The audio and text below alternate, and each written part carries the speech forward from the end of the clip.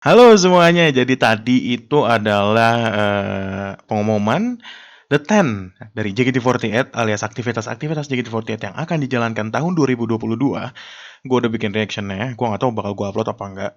Mungkin kalau misalnya kalian lihat ini, berarti gue udah upload atau enggak, gue nggak tahu. Lihat aja ya. Ada beberapa hal yang pengen gue omongin dari semuanya itu. Oke, opening dulu deh. Bagi teman-teman yang ingin request, boleh ke saweria.co/bagasga24 atau scan aja QR code-nya. Intro. Ngaidel aja. Oke, mungkin untuk yang pertama, gua nggak bisa terlalu komen banyak karena ini khusus fans VAR, terutama Pulau Jawa kali ya sekarang. Ada beberapa kota yang akan dikunjungi oleh idola ibu kota kita ya. Yang bernama JKT48 Tour akhirnya sudah di officially announce. Di sini kalau gue baca ada tanggal 25 Juni sampai 3 Juli tahun ini. Daftar kotanya ada 25 Juni di Surabaya, 26 Juni di Malang, 28 Juni Solo, 30 Juni di Jogja, 1 Juli Semarang, terakhir 3 Juli Bandung. Nah, itu buat teman-teman yang mungkin ya tinggal di daerah yang udah gue sebutin tadi ya, have fun lah kalian. Karena gue pribadi gue agak mager karena gue bisa nikmatin ini di Jakarta, ngapain gue jauh-jauh gitu kan. Ya walaupun euforianya beda gue yakin, cuma ya gue sekali lagi gue mager. Tapi ya have fun buat teman-teman yang ada di kota tersebut. Selanjutnya ada pengumuman. Nah, ini juga menarik nih, 10 Anniv Theater 10 Anniv JKT48. Ini yang dibilang bakal ada konser ke ulang tahun ke-10 yang kemarin kan baru kick off dari konser. Sekarang adalah konser benerannya, official concert. Yang main juga sih. Cuma ya intinya adalah konser ke ulang tahun ke-10 JKT48 berjudul Heaven. Bila denganmu, enggak. Heaven yang artinya surga. Nah, jujur gue nggak tahu nih konsepnya kayak gimana. Mungkin JKT48 bagaikan bidadari surga.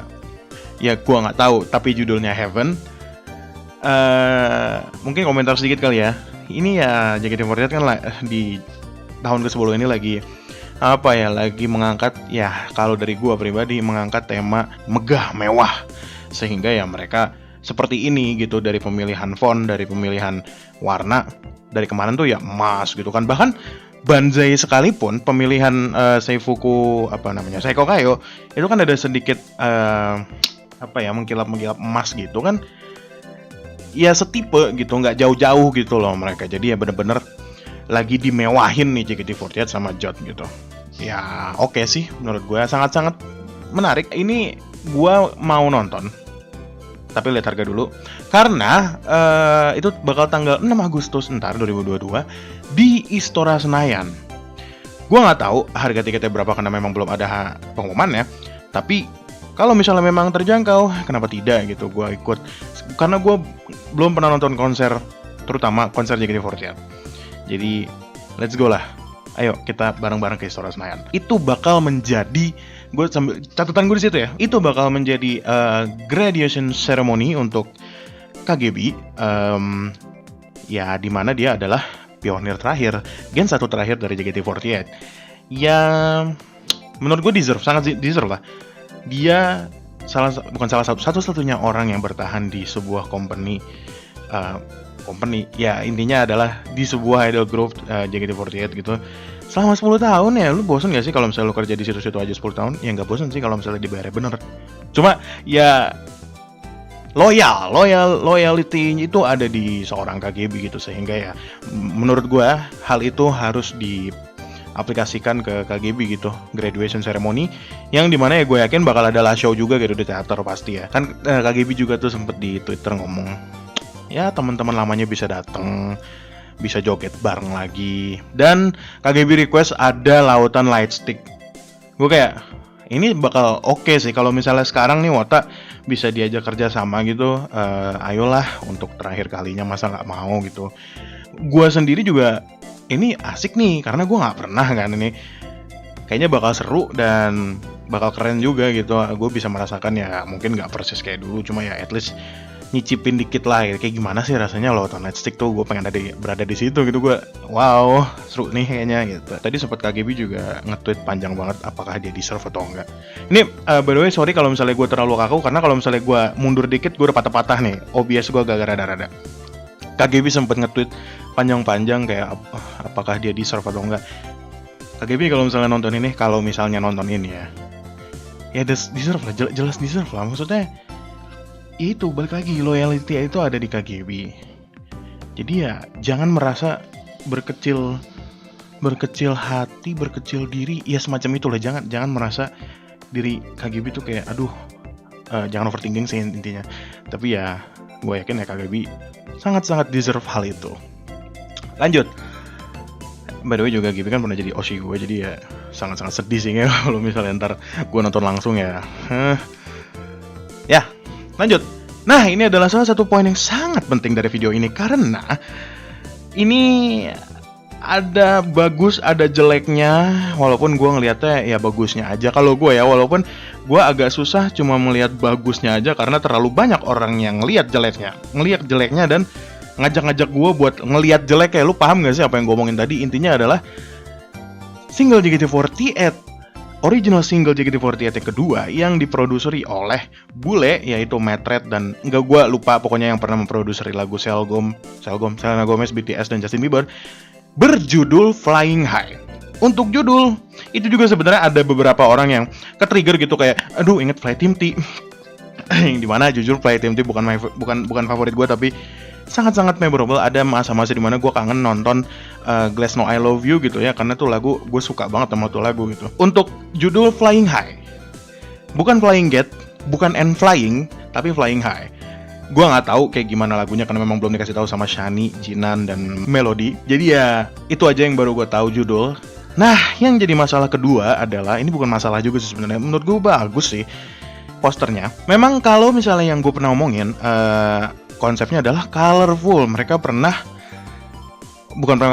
ngomongnya adalah colorful, yang udah di-share di official Twitter maupun Instagram dari JKT48 itu sendiri. Yang dimana Twitter itu kan kayak barang-barang yang berhubungan dengan warna itu, dan Instagram itu bener-bener warnanya aja. Yang dimana ya itu yang pernah gue kasih lihat juga. Ini melahirkan pro dan kontra. Mungkin pro-nya dulu kali ya, biar seru. Pro-nya, gue nggak tahu ya menurut orang-orang gimana, ini pribadi gue. Pro-nya adalah gue suka banget sama konsepnya. Dan ya, gue juga ada kontra, tenang aja. Gue suka banget sama konsepnya karena ini tuh kalau dilihat dari posternya ya, wardrobe member yang dipilih sama member, bukan dipilih sama member sih, dipilih sama Jot untuk dipakai ke member tersebut. Gue juga kesel gue bilang ini, tapi K-pop banget. Bukan berarti ini ngikutin K-pop, tapi sekarang itu halayak lagi nerima K-pop banget. Sehingga ada chance lah buat JKT ini mendunia gitu. Fuck, itu terlalu besar sih gue ngomong kayak gitu. Cuma JKT48 at least bisa dilihat oleh bukan cuma Indonesia gitu. Gue ngomongnya bukan cuma Indonesia ya. Karena yang gue lihat dari Rhapsody adalah JKT48 sedang menggait penonton Indonesia doang. Karena kan lagunya memang lokal banget, bahkan masuk FTV gitu kan. Untuk yang ini kayaknya ya semacam lagu-lagu BTS kayak gimana sih? Mungkin kayak electric music gitu, dan juga dance-nya strong. Gak ada kawai-kawai lucu-lucu kiwo-nya. Menurut gue dance-nya strong. Dan ya mungkin dari lagunya orang-orang bisa nikmatin, bisa dengerin juga, bisa terima di halayak yang lebih luas daripada Rhapsody.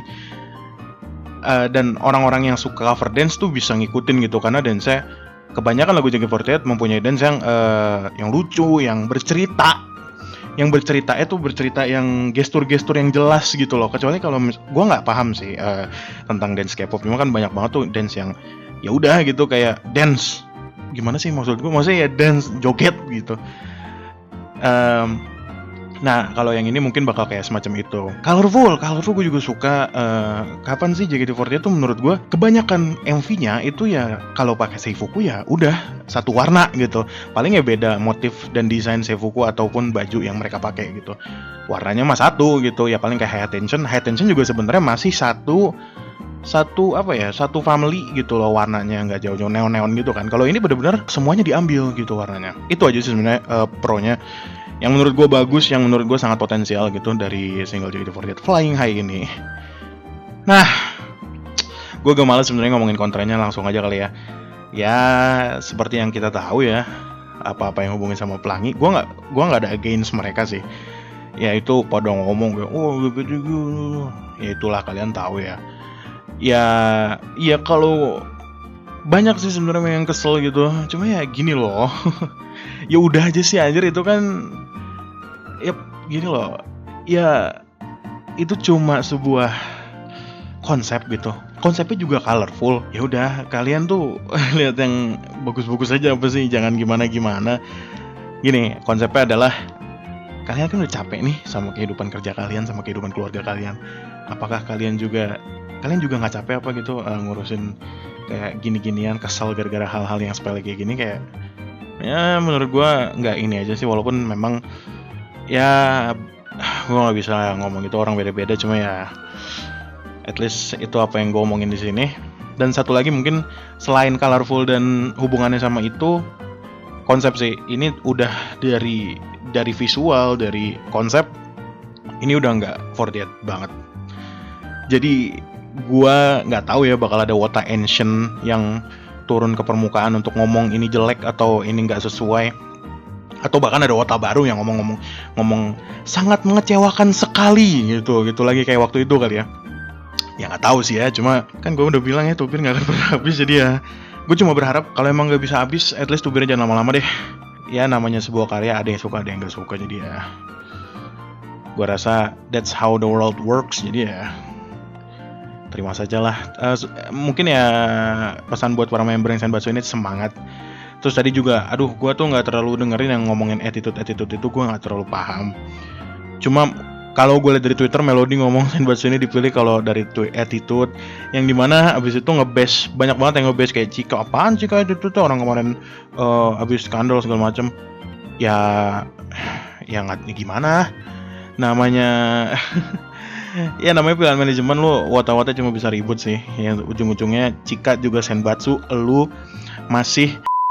Iya selamat dan selamat buat member-member yang terpilih. Gue seneng banget akhirnya JKT48 ya bener-bener mengincar untuk dunia nih, at least JKT yang ngincer dunia gitu.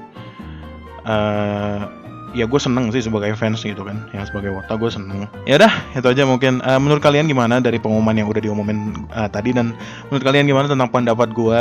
Mungkin ada yang nggak setuju juga sama gue, atau mungkin ada yang setuju, mungkin ada yang nanti mau nonton juga di Istora, atau justru ada fans war yang Circus JKT48 Tour ada juga yang nonton ntar di Istora. Jadi ya have fun lah, kayaknya saat ini saat-saatnya have fun gitu. Dan ya sebenarnya kurang gear banget ya pendapat gue bisa aja nih gue keluarin semuanya nih, mau Wota-Wota tuh biar kayak tuh gue keluarin bisa tuh. Cuma jangan itu kan gue bilang apa? Gue mundur dikit patah-patah. Jadi udah maghrib, gue mau sholat dulu, gue mau mandi dulu, gue nginyak badan juga. See you di Istora. Hah? Nggak, maksud gue juga pengen nonton di Istora soalnya. Jadi ya semangat buat teman-teman semuanya dari Wota ataupun manajemen atau terutama member. Ya, gue senang banget. Subscribe. Apa sih opening, closingnya? Please like, comment, share, subscribe. Saweria.co/bagaska24. Thank you. Ngaidel aja.